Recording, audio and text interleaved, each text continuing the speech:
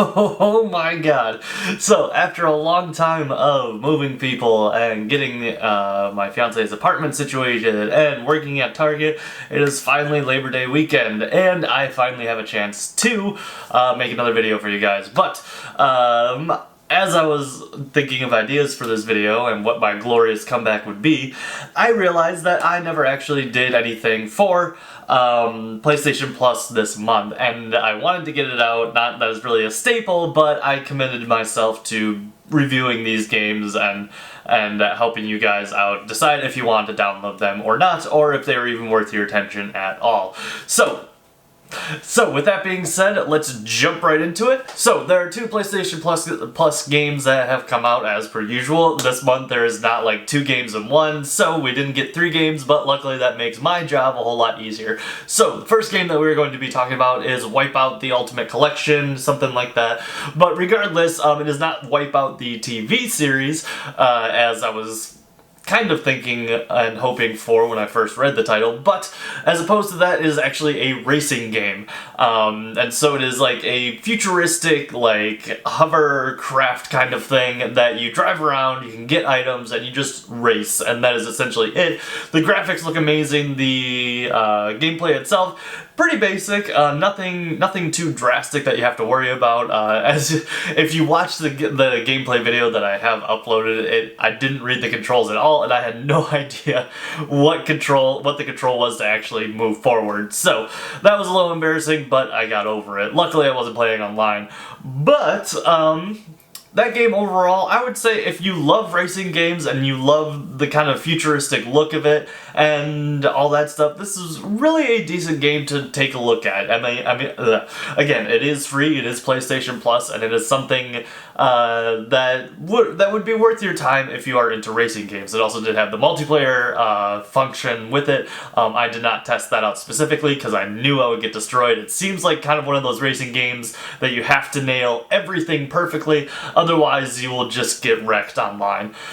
And I did not have enough time to perfect this racing game. So, the little bit that I did play and did show off in the video that I have uploaded for the gameplay, it's just a straight racing game. And so if you are into racing games and beautiful graphics and more futuristic racing, this is definitely the game for you.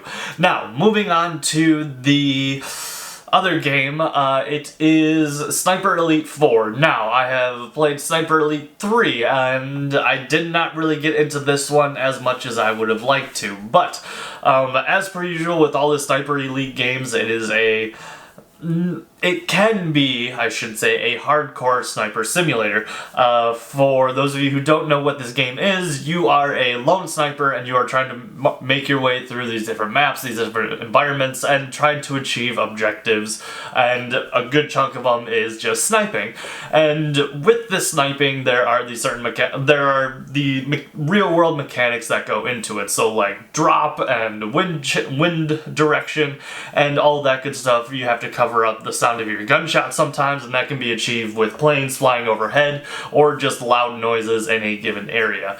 But regardless, you can make this game as easy or as hard as you want. There is a difficulty setting, and on normal it is just like basic challenging, not just point and shoot kind of shooting, and that's what I chose. Does have the drop, does have the wind direction to take into account, but there is a way to counter all of that just in the game mechanics itself, and I assume as you ramp up the difficulty, the harder that these shots are going to be.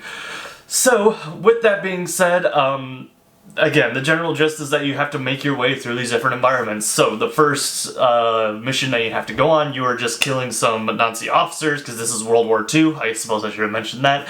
And really, you can do that by any means necessary. You can either just sneak up and do a melee kill, you can do a sniper shot, or, I mean, if you really want to, I think you can go loud and just start blasting away with no remorse for stealth or any regard to trying to hide your position. But I do think that makes the game a bit more difficult because enemies will react. If they hear gunfire, they will turn and try to find out the source, and it is quite difficult, as I discovered, to actually escape from the enemies once they have actually found you. I found it very difficult, and partially I was just panicking and not really paying attention. But regardless, it is another. I think it's a very good game. Now, again, I didn't play much of it, and so I didn't really get into the game entirely, so I can't really say what the long game is and how good it is, like if the missions become repetitive or anything like that. The little bit that I played has been fun, very satisfying, but I will say from what I remember from playing Sniper Elite 3 is that it's very tedious, and I think I even described it as stressful once, just simply for the fact that I get fully into a game, I can't quite help it sometimes, and I want to do things right, I want to do things as best I can, and so I'm just crouching and just trying to pull off the perfect shot or anything else, or just meleeing everyone and not actually shooting them, and I'm hiding in cover forever, and that type of gameplay isn't necessarily for everyone. I tried to do that a little bit in the gameplay video that I did upload, but it just doesn't make for very good gameplay in terms of watching. I am not one of those people who is able to pull off the whole running around and knowing the mechanics perfectly and when to shoot and when not to shoot, and I just have not mastered that. But if you're looking for a stealth game that involves World War II and just sniping people in general, this is probably going to be a good game for you. The graphics look amazing, and the mechanics, as I mentioned, they appear to be quite difficult as you ramp up the difficulty, but the mode that I played on, it didn't seem that drastic or that hard.